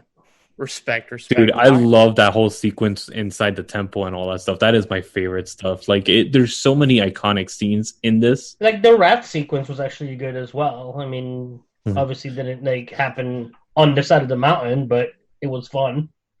That should be a ride. Before we end the sequence, so the heart-ripping, what in Gremlins caused them, what scene, because I haven't seen Gremlins in a really long time. What scene in Gremlins was it that made them make a PG-13 rating on top of the heart-ripping scene in Temple of Doom? I don't know. I should look this up. Because, like, I understand the heart-ripping. Like, that's hardcore. But, like, from what I remember, Gremlins it's dark and it's violent, but it's not it's probably some of the violence, the running over the person with the tractor type of thing, all that stuff. Or when she sticks one of them in a blender. Yeah. Or the microwave. The microwave, yeah. Yeah, it's just violence. I think it's the violent aspect of it. Yeah, because it's definitely not rated. Well, I don't know. The heart ripping. I wouldn't see that as an R, though. Like, this should have been an R. Like, honestly. This probably should have. If it's evaluated now, it would have gotten a hard R. This is a really gruesome movie. In comparison to the other Indiana Jones movies, this one is very gruesome, yes. And George Lucas is open about that, reading up on this one. He's just like, I was in a bit of a dark place when I read that story. So what's the next movie on the list, Zach? The Color Purple. Awesome. Oh, It's gonna be a real fun one, guys. Oy vey. So thank you, Zach, as always. This starts the downward spiral. It's color purple, Amistad, and oh god, yeah. So stay tuned for next. Amistad wasn't bad. Oh god, it was fucking horrible. Hey, we'll find out. No spoilers. Exactly. Stay tuned next week for the next Spill Binge, and of course, stay tuned at this quick break when we come at you with the final segment of our show, the individual reviews. Spill Binge. Spill Binge. Spill Binge. Super creepy. As the songs of awakening rang through, the world was created. The silence was broken. Middle-earth, with its rolling hills, broken mountains, flowing rivers, and beautiful forest, was created. Cellar Door is a journey into the mythology, the mystery, and the beauty of Middle-earth. Sit back. Close your eyes. And imagine.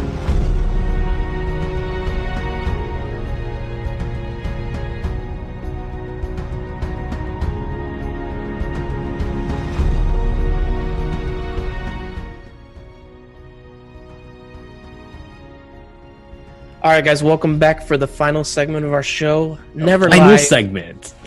Except last week. What? Except last week. What do We you were mean live last week. Oh, yeah, we were. Dumbass. I'm like, what is this man talking about? For the individual reviews, I'm going to be going first this week. So, last week I gave you guys a choice. I'm going to go with the second choice this time because I've been lazy and didn't really watch anything. Oh, Jesus. So, we're going with a Netflix original show called You. It's about it doesn't star many people. The main protagonist is, what's his name? Penn Badgley. He was on he was in Gossip Girl, the show Gossip Girl. I don't know if you guys ever seen it. No, I never saw it. You know, we've streamed it. Wait, what? Willie, what did you say? I was trying to be funny and I misspoke. Oh, like, what?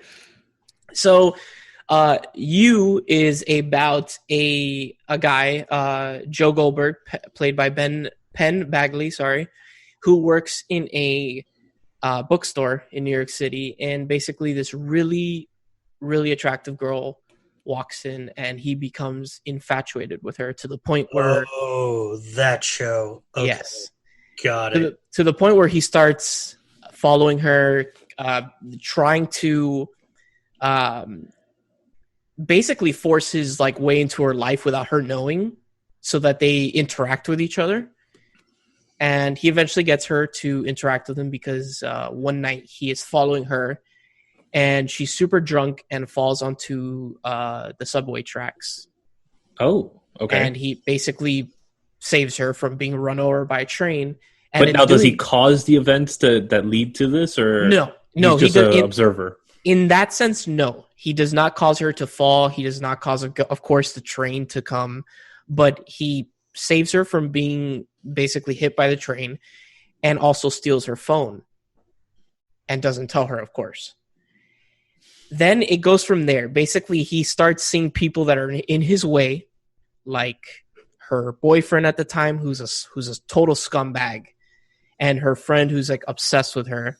And it's just their relationship and him trying to kind of keep under wraps that he thinks he's okay. Like any person like that would think that they are. Yeah. But he's really not. Of course not. But does the show make it awkward and kind of weird? No. The thing I enjoy the show. It's a shitty, how can I describe this? Have you guys ever read a James Patterson book? No. Do you know who James Patterson is? Yep. Okay.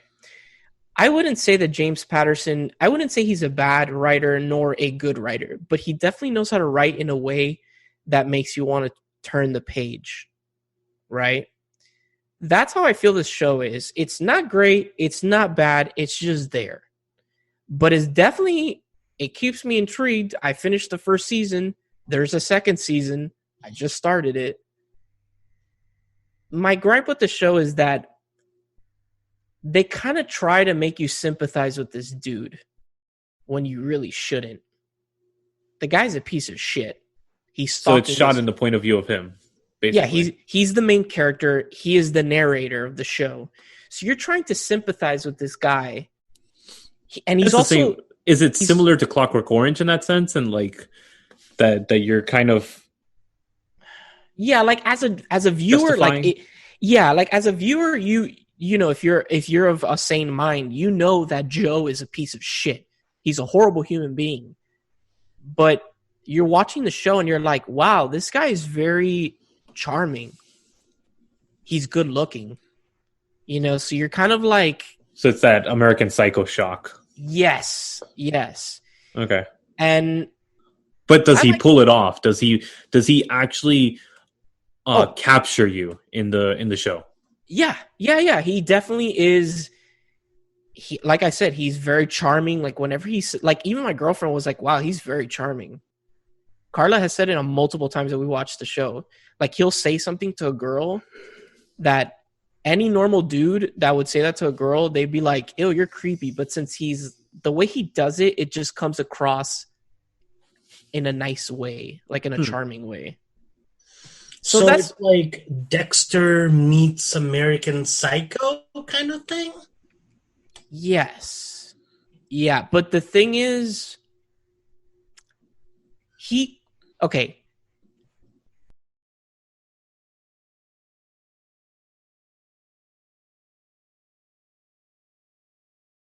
He only does it if he really needs to. It's not like Dexter. You know, Dexter is a serial killer. Spoilers. Yeah. And, of course, American Psycho, the guy's a serial killer also. I mean, like, this guy seems to be a serial killer, too, just not as intricate as they are. Yeah, he kind of is, but at the same time, he's not. Like, it's the show is definitely more about him being a stalker, a man that is not mentally well, than him being a killer. Yeah. That's definitely an aspect of the show, but him being a stalker is more. How many episodes?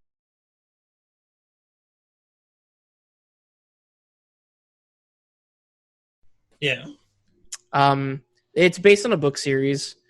I liked it. Definitely, you know, I started the first episode of the second season today for dinner. I couldn't finish it because we had to record, but I enjoy the show. I was the one that told Carla, can we continue watching it? Because it's kind of like mindless TV. Yeah, but but like not in a bad way. Have you ever seen Dexter though? Very little of it. Okay, and from what you saw, do you prefer this or do you prefer Dexter? I'm gonna say this because it's been a very long time and I didn't watch enough of Dexter, honestly. Okay. Just because I really love Dexter, so I'm trying to figure out what you would compare it to kind of give like a baseline. Give the first episode a shot. My biggest gripe is definitely the show is over the top. Like a lot of the shit that happens, of course, is kind of ridiculous. But also my biggest gripe is that they make you sympathize with this man when you really, really should not. They make you think that he is good. But do they do it successfully? That's my question. That's the whole point of the show now, isn't it? Yeah. That's up to you, I guess, as a viewer. I myself don't know, because there are moments where I'm like, he's the main character. I'm supposed to be rooting for him. But then at the same time, I'm like, he's an asshole. Well, I feel the same way, and that's what I love about Clockwork Orange is that it does a great job of actually manipulating you to feel sorry for this horrible human being, and you actually drop your guard, and that's fucking incredible when they do that well. And Dexter does the same thing. Try it out. I honestly watch the first episode, and definitely you're not going to get everything from the first episode because it's a show, but you could definitely tell that he, like for instance, he was an orphan.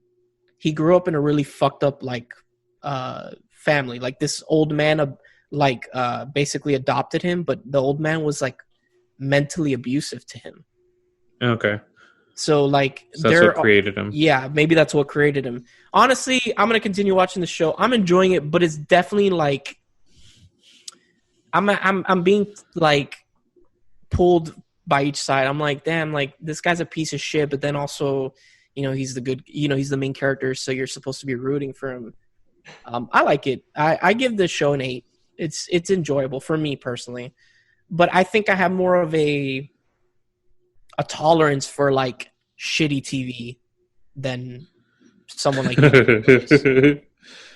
So maybe you won't like the show, or William, maybe you won't like the show either. But like, give the show a shot. I'm not gonna lie. I want to see. I've heard good things. Yeah, I've heard good things about it. That's why I'm intrigued to hear what you think and see if I actually will enjoy it. Like I said, watch the first episode. I knew about the show because, like Lewis just said, and William, like when it came out last year, it was everywhere. Everyone was fucking talking about it. You need to have been living under a rock to not know what You is about. And recently, and during this fucking quarantine, I was like, oh, You, like, why not? Let me give it a shot.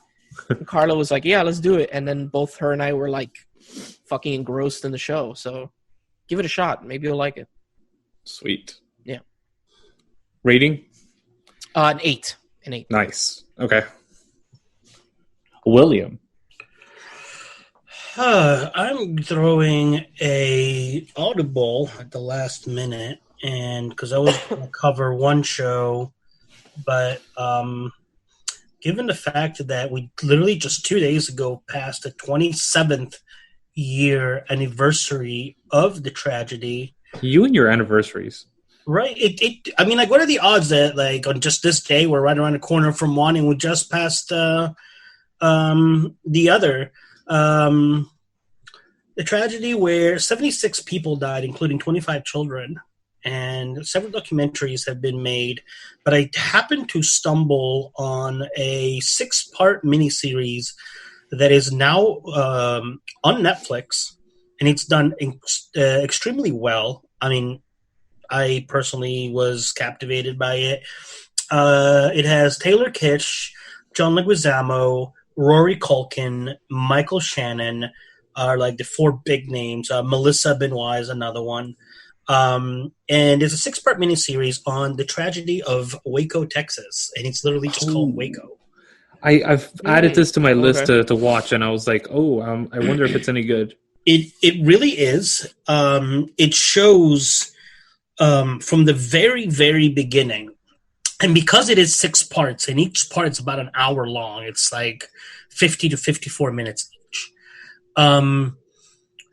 Because it's like basically 6 hours of this event of what happened, there's a lot of time to really go over a lot of details that in other movies and documentaries may have overlooked or didn't have time to properly cover them, like what started it, why it happened, and it kind of like is almost filmed from both point of views. It doesn't really ever take one side over the other. It's very That's what I saw. Down the middle.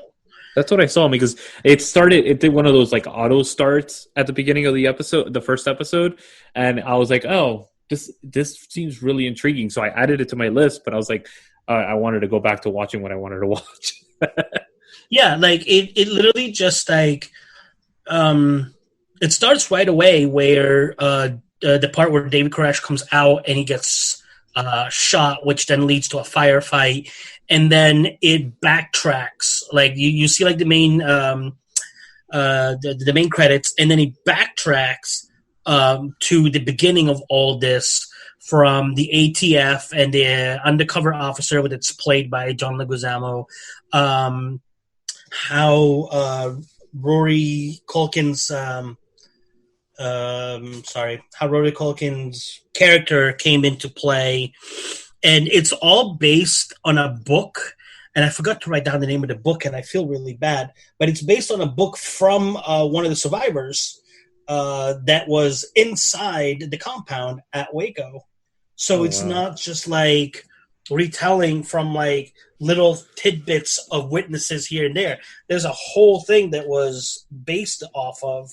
So, and the whole stand-up was like 51 days, so there was definitely quite a bit to write about.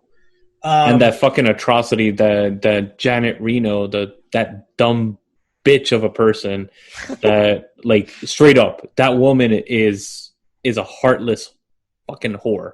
What are you talking about? Jesus.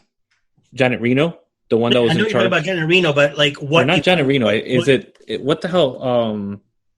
The person that was in charge that actually gave the order to attack Waco and actually go full out. I think it was Janet. It wasn't Janet Reno. It was what?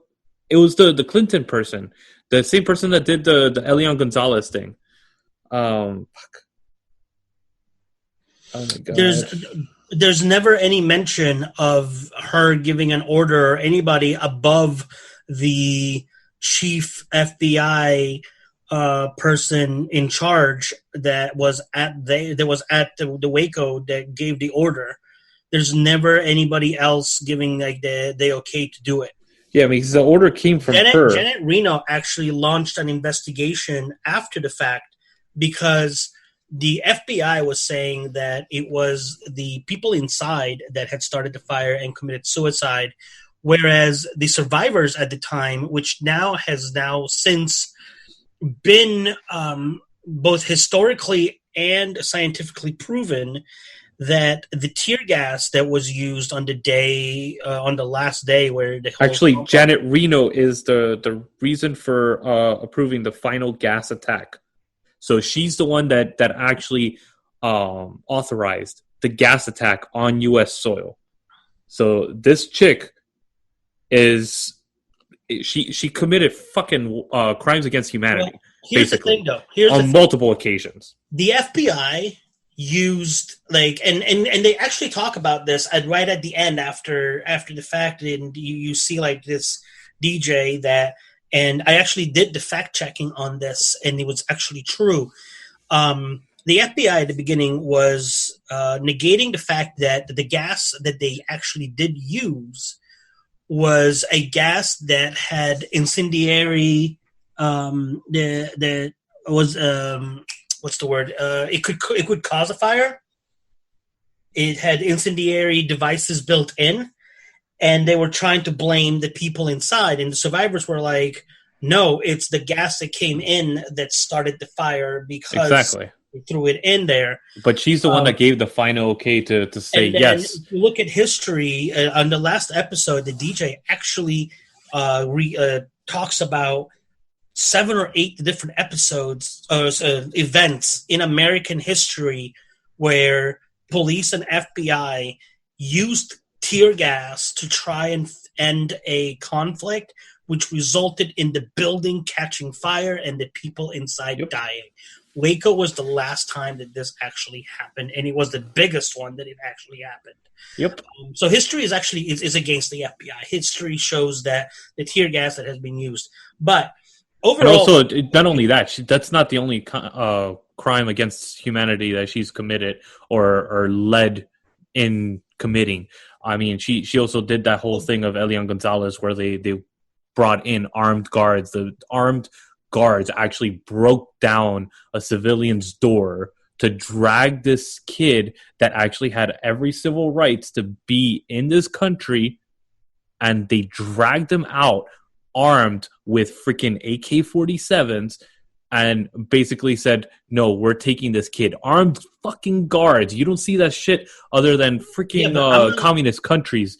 And I'm not talking about Janet Reno. I'm talking about like police enforcement and FBI throughout history starting. Oh, no, I know. I get that. But I'm saying also Janet Reno she's super guilty about this. And she kind of scapegoated across because she had the charismatic asshole, president, Mr. Bill Clinton there that was too busy getting blowjobs and being all happy and perky, and that he covered her ass. He covered her ass, and actually, that's too funny. He actually used his presidential forgiveness to forgive her for those crimes because she had to investigate and get a outside committee to investigate her, and she was actually found guilty of crimes against humanity, and she was forgiven by him. So it's like people forget that. people gloss over some of the shit that happened in the 90s, and Waco is one of those that pisses me the fuck off. The same thing with the Oklahoma City bombing, because that was the same thing. The FBI knew 2 weeks ahead of time that shit was going to happen. What'd they do? Nothing. Same thing with World Trade. They knew that it was going to happen. They knew exactly where it was going to happen. Nothing. Preach, brother. Same thing in the 90s when they did a World Trade Center the first time. That shit happened over and over again. This country does not give a shit about its people. William's like, well, I should have gone with Dracula.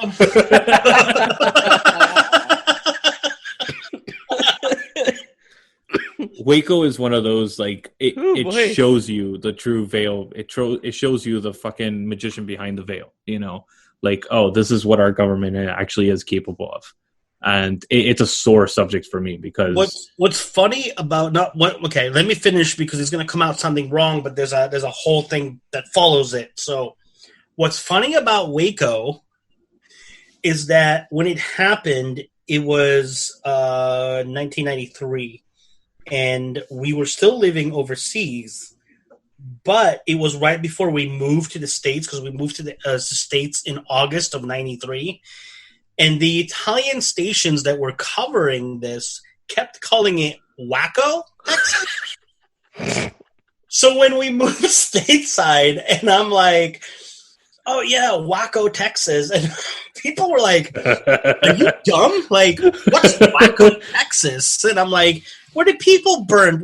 And like, Waco? And I'm like, I guess it's Waco. Thanks, Italian news stations, for Waco. But I mean, speaking of wackos, David Koresh was a complete wacko. He was a nut. Oh yeah, 100%. I won't take away from that.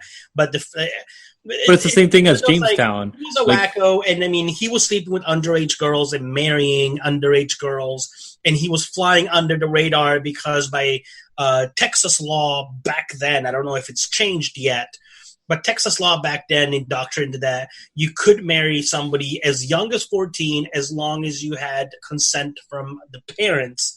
And obviously he brainwashed the parents to where it's like, you know, he wouldn't let anybody, even if you joined his group of people and you were married, you had to give up sleeping with your significant other because it's, even if you're married, it's still a sin. And David was the one that was going to take the sins and sleep with these people. And he had like 13 kids, literally 13 kids, including from girls that were like under the age of 18. So gross, he was definitely wacko in Waco. But the whole thing started because they were stockpiling firearms apparently illegally. And the ATF was trying to serve them with a search warrant and I believe an arrest warrant for David and some of the other head people. And they obviously threw out the Second Amendment right and saying, you know, it's our American right, yada, yada, yada. So, I mean, if they would have let them in and just told them, here are our weapons and they're all here legally, would have any of this happened? Probably not. Maybe it still would have. Maybe other stuff. Because we have to remember, this was right on the heels of Ruby Ridge. Yeah. Up in, what was it, like Montana or North Dakota, wherever Ruby Ridge was? Well, this happened first. This podcast is derailed. No, because no. Ruby Ridge was... No, Ruby Ridge happened afterwards because the guy from Ruby Ridge actually cited Waco as a reason that he didn't allow the FBI up. No, Ruby Ridge was August 21st, 1992. Waco was in 1993. Then what the fuck did he cite? Can you give it a rating? Can we continue? We're never finishing this episode. Okay, so Ruby Ridge was 10 days from 21st to 31st of 1992. I give this a good 9.5 out of 10. It is very well done. The fact that, like I said, it stays very much down the middle. It doesn't really, it lets you decide at the end who was right, who was wrong, who started the fire. The last episode will definitely make you cry because, like I said, of those 77 people that died, 25 were kids. And, I mean, it's not graphic, but you see it. It doesn't sugarcoat things either. So, be prepared on the last episode to cry.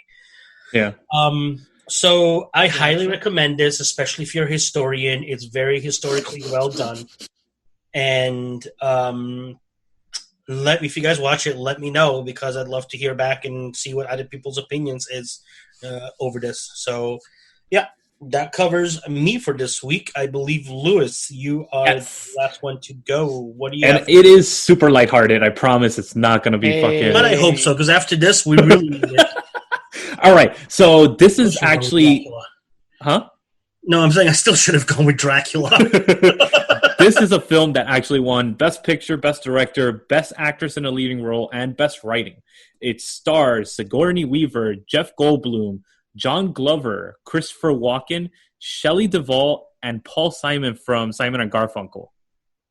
Do you guys know what it is? No. No idea? So, all right. There's a quote that I want to read from it. That is, it is actually the opening line of this comedy. Is this the movie we're watching earlier today? No. So the line opens up. This is exactly how it opens up the film itself. There's an old joke. Two elderly women are at a Catskill mountain resort, and one of them says, "Boy, the food at this place is really terrible." The other one says, "Yeah, I know, and such small portions." Well, that's essentially how I feel about life, full of loneliness and misery and suffering and unhappiness, and it's all over much too quickly. And the other important joke for me is the one that's usually attributed to Groucho Marx, but I think it originally appeared in Freud's Wit and its relation to the unconscious. This is the movie we were watching earlier. This is from Annie Hall. Yes, and it goes with, I'm paraphrasing, I would never belong to a club that would have someone like me as its member. That's the key joke of my adult life in terms of relationships with women. I fucking love this movie. The other three actors is Tony Roberts, Diane Keaton, and of course, Woody Allen.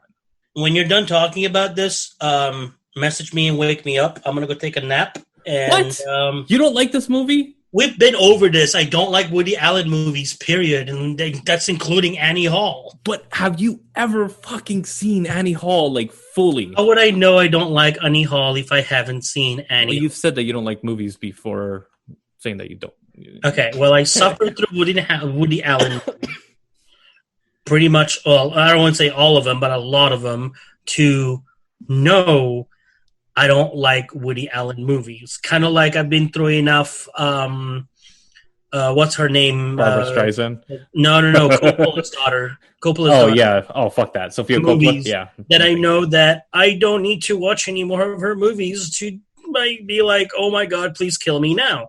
So, Branden, have you ever seen this one? If you like, never seen Annie Hall. No, I got nothing to say about Annie Hall. Oh, come on, man. I've actually never seen Annie Hall, no. It is actually streaming on Amazon Prime, and when I found that out, I was like, I must watch, because this is in my top 10 movies of all time. I fucking love this movie. This movie is literally the epitome of a person talking about a relationship to their best friend or something, and it's shot like a conversation with a best friend. So if we're having a conversation, we go off on stories on that kind of go off on a tangent about that relationship. That's exactly how Annie Hall goes. The whole movie is shot. It's all over the place, but it actually works because it feels like a conversation with a person. The main through line obviously is Annie Hall, which is played by the beautiful, fucking glorious Diane Keaton, which this film made me fall in love with her. I adore that woman. I will watch any movie that she's in. And she is one of my big, like, celebrity crushes for sure. And I just completely love this movie. The way that it captures audiences, it actually kind of grabs you and throws you into this life for the hour and a half that it plays out. And just Woody Allen's neurotic character it's the epitome of Woody Allen's career. Branden, have you ever seen any of the Woody Allen movies at all? Very little of them. I've seen what's the one with Banana? Oh, Banana's the one with the Castro wannabe? Yeah. That's fucking glorious, isn't it? Yeah, what I remember was pretty funny, yeah. But that's slapstick comedy version of his. His films starting with Annie Hall, he created the modern rom-com. So if it wasn't for these films, you would not have the romantic comedy that we know nowadays. A lot, like literally the structure of the films, a kind of like the feel of it, the writing of it, the character analysis of these films are actually very derivative of all the Woody Allen films. I love Woody Allen films. I've brought this up. The man's a disgusting human being and a horrible person. And just his personal life is just fucking grotesque. But him as a writer and director, he's brought us fucking classic films. And honestly, like this one holds a special place for me because I see a lot of like the nuances of a relationship that are brought up, that little nuances that are never talked about in films. And I love how this film tackles the good, the bad, and all the shit in between of a relationship. And just the dialogue in this, the way that Woody Allen kind of psychoanalyzes himself and his relationship with Annie Hall is pretty incredible, man. Like the way that he dissects the relationship, and he kind of just figures out what's wrong with him and what he could actually do in another relationship and why the relationship failed. And it's really funny. It's beautifully shot. Like this has sequence after sequence. That sequence with the Manhattan Bridge and him sitting on the bench with Annie. Oh my God, that scene is fucking beautiful. To the handheld shot of him struggling in the Hamptons over a crab that's running around, a lobster that's running around on the floor, and it goes behind the fridge and he's freaking out. He's like, oh my God, this thing's gonna pop out in the middle of the night and kill us. And it's witty dialogue. If you like that kind of like witty, very sharp dialogue, then you'll love this film. So this is a 10 out of 10 for me. I definitely recommend this to anybody and everybody. If you want an introduction to Woody Allen, this is the film to start with, for sure. Okay. Four. That's what? Four. Come on. Even like Woody Allen to me is like horse movies to you, if you need a comparison. But He even looks like one. Come on, the cameo that Jeff Goldblum does. Oh my God. And John Glover, Brandon, is the dad. It's Lex Luthor's dad from Smallville. Oh, really? Okay. Yeah, and Christopher Walken too, and Shelley Duvall from The Shining. Oh my God, and Paul Simon from Simon and Garfunkel. It's just, the cameos are just brilliant. And there's one sequence in the theater where he's talking and this guy is literally pontificating.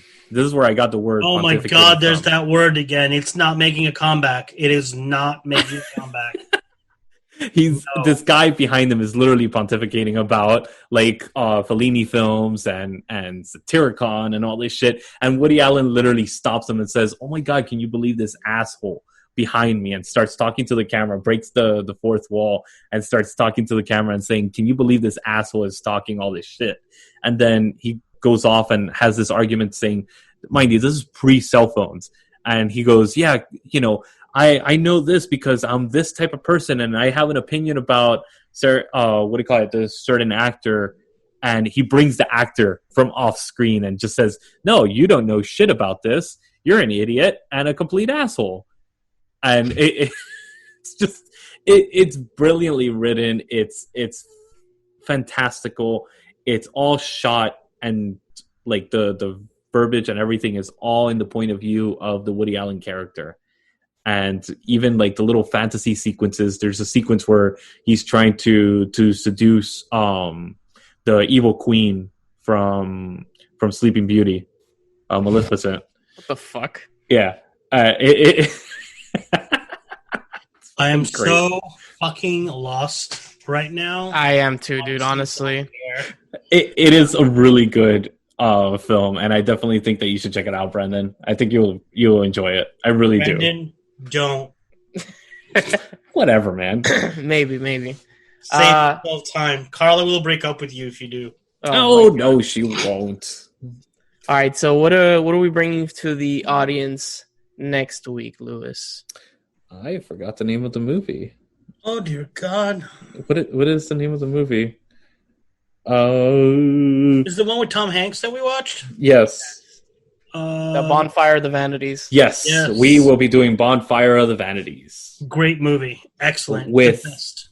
the beautiful, glorious Greg Zersavsky. You fucked his name up, dude. Yeah, well, that's the best I could do. I mean, you both screwed up like celebrity names right now, so or our special guest names. So you're both. Branden, can you say it better? Wait, I need it in front of me. Give me a second. Greg, here we go. Greg Srisavasdi. Okay, well, there you go. That's going to be our guest next week for our main review. Hey, all right, and of course, if you enjoyed our show, go to manbitesfilm.com, our sister site, diversitygeek.org, and our brother from another mother, John, over at YouTube at Narcotic Casserole. Thank you, William. Yes, sir. Thank you, Lewis. Thank you, Branden. I'm Branden, and we'll see you guys in the next episode of Man Bites Film. Cue the drums. Da-da-da-da-da-da.